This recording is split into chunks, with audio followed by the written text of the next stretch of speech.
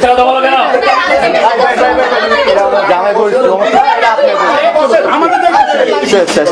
আপনার দায়িত্ব এটা সে আমাকে ফোন দিয়ে বলে আমরা সারাদিন সেক্স করতেছি, সারাদিন সেক্স করতেছি। আপনারা দেখেন না সেক্স করে আমার একটা স্বামীর সাথে, লজ্জা করে আপনাদের? আমি যখন এগুলো নিয়ে প্রতিবাদ করতে গেছি, আমার স্বামী আমার ঘুমন্ত অবস্থায় আমার শরীরের কাপড় তুলে, শোনেন আপনারা, আমার শরীরের কাপড় তুলে আমার ঘুমন্ত অবস্থায় সে আমার ভিডিও ধারণ করছে এবং সেইটা আমাকে কালকেও দেখাইছে। বলছে তুমি যদি এগুলো নিয়ে প্রতিবাদ করো, থানায় যাও, মানুষকে বলো, তাহলে এই ভিডিও আমি ভাইরাল করে দিব। এত নিম্ন মেন্টালিটির মানুষ দেখছেন দুনিয়াতে, তারপর এই লোকটাকে নিয়ে আমি সংসার করছি, কারণ আমার বাচ্চা আছে। কেমন বাবা দেখেন, মেয়ের দরজা লাগাইতেছে আর বাবা আর অন্য মেয়ের সাথে অবৈধ সম্পর্কে লিপ্ত হয়েছে দরজার ভিতরে বসে প্ল্যানিং করতেছে, কিছু একটা প্ল্যানিং করে তারপরে নিয়ে আসবে। দুইটা করছে লিগেল, আমি একটা আর পুতুল নামে একটা, ওই ঘরে তন্ময় নামে একটা ছেলে আছে আর আমার ঘরে আছে আমার মেয়ে। আর এই ইলিগাল আরো দুইটা আছে, সেখানেও একটা মেয়ে আছে। আর এখানেই চৈতি নামে যে মেয়েটার কাছে আসছে, ওর বাচ্চাই হয় না। ওর ধান্দাই একটা যে এমন একটা লোককে বিয়ে করবে যে টাকা আছে, বাচ্চা আছে, বিয়ে শাদী করে পরে মামলা দিয়ে বাচ্চা নেবে। আমাকে বিয়ে করার পর তার রূপ চেঞ্জ হয়ে লাক্সারি একটা গেট আপ নিয়ে এসে চলে, সেটা কি আপনারা বোঝেন না? সেটা বুঝে শুনেই তো এই মেয়ে টোপটা ফেলেছে। সে টাকা দিয়ে সবকিছু সেটিং দিতে চায়, সে একজন সুগার মাম্মি সাজতে চায়। আরে আমার টাকায় তুই কি সুগার মাম্মি হবি? তোর তো সুগারই নাই। তোর সুগার থাকলে তো তোর বাচ্চা পয়দা হইতো, তোর তো সুগারই নাই। কালকে আমার সাথে সেক্স করছে কেন? ডিভোর্সে সেক্স করে কেন আমার বাসায়? বলেন, আমাদের সহ্য হচ্ছে না ভাই, আমার বাচ্চাটা দেখা সন্ধ্যা থেকে আমার বাচ্চাটা এখন দুটো বাচ্চা বের কর।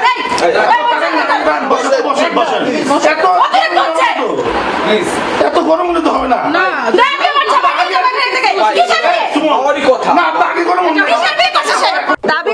আমি আসলে বিশ্বাস করি না, আমি শিক্ষিত মানুষ, এগুলো বিশ্বাস করি না। কিন্তু তারপরেও কিছু কিছু জিনিস আছে, কুফরি কালাম বলতে একটা জিনিস আছে, আমরা মুসলিম, সেই জিনিসগুলো সে করে এবং সেগুলো আজকে নতুন না। হ্যাঁ, ওই লোকটার নামটা আমি অবশ্যই আপনাদের বলে দিব। লোকটার নামটা এই মুহূর্তে আমার মনে আসতেছে না। একটা লোক আছে সুন্দর মতো ফর্সা, গাজীপুরে থাকে, এবং ওই লোককে দিয়ে সে আমাকেও অনেক দিন বায়াস করে রাখছে এবং আমি শারীরিকভাবে অনেক অসুস্থও ছিলাম। এই মেয়েকেও করছে, এর আগেও করছে, এবং যখন যেই মেয়েকে সে চায় সেই মেয়েকে ওইভাবে সে পটায়। হ্যাঁ, তাবিজ করে এবং সেই মেয়েকে এমন শারীরিকভাবে এমন ভাবে তাকে উত্তক্ত করে। আমি দেখেন না, আমি স্বামীর প্রতি এডিক্টেড কেন? কারণ তার সাথে আমার সম্পর্ক অবশ্যই ভালো, সে আমাকে ওইভাবে মেইনটেইন করছে। ও হচ্ছে লুকায় বিয়ে করছে আমার।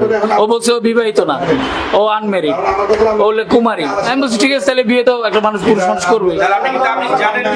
তাবিজ কি এটা তো জানি না।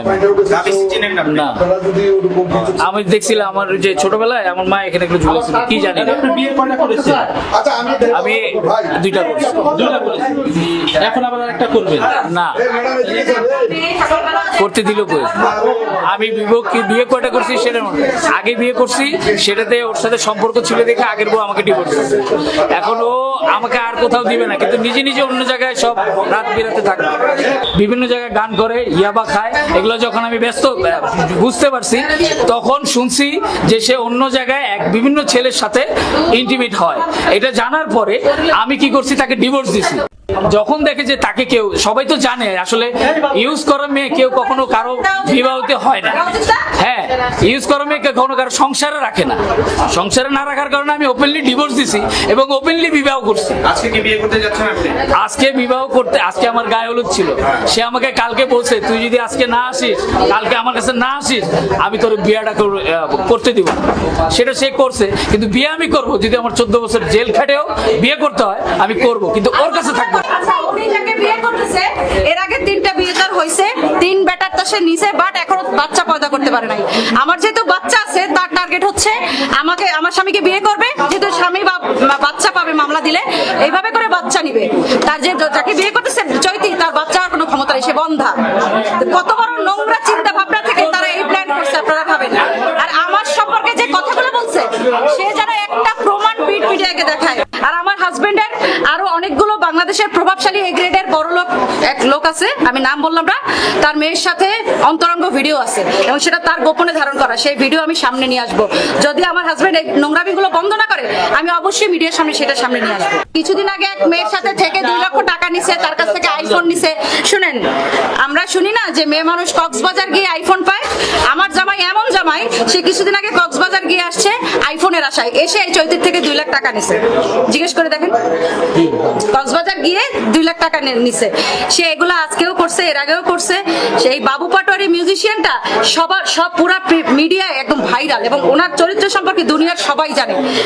ওনার সাথে বিয়ে বসার পর আমার যে বদনামগুলো হয়েছে, আমি সেই বদনাম কোনোদিন বুঝাইতে পারবো না। আমার রেপুটেশন, আমি আনিশা তালুকদার, আমার রেপুটেশন মিডিয়ায় অনেক সম্মানজনক অবস্থায় ছিল, সেটা নামতে নামতে নামতে শেষ পর্যায়ে চলে গেছে। আমি ভাবছি যখন সব শেষই হয়ে গেছে, তখন আমি কেন ছাড়বো? আমি কেন একটা নারী হিসাবে আমি প্রতিবাদ করবো না? আমাকে নিয়ে মিথ্যা অপবাদ দিবে, আমাকে নিয়ে মিথ্যা মিথ্যা কথাবার্তা বলবে। আমি তো আমার বাচ্চা আর স্বামীর জন্য লড়ছি, তাতে কেন আমি অপবাদের ভাগী হব? আমি কি কোনো বয়ফ্রেন্ডের জন্য লড়ছি? না। আমি কি অন্য কোনো ছেলের জন্য বলছি যে আমি তাকে ভালোবাসি, তার কাছে যেতে পারছি না? না, আমি তো আমার হাজবেন্ডের কাছে আসতে চাইছি। রে ভাই, তুমি আমাকে রেখে অন্য জায়গায় বিয়ে করবা, আমি কি সেটা মেনে নিব না? মেনে নিব না আমি লাস্ট কথা একটাই বলতে চাই, এই মিডিয়াতে বাবু পাটোয়ারি এই মিউজিশিয়ানটাকে আপনারা চিনে রাখেন।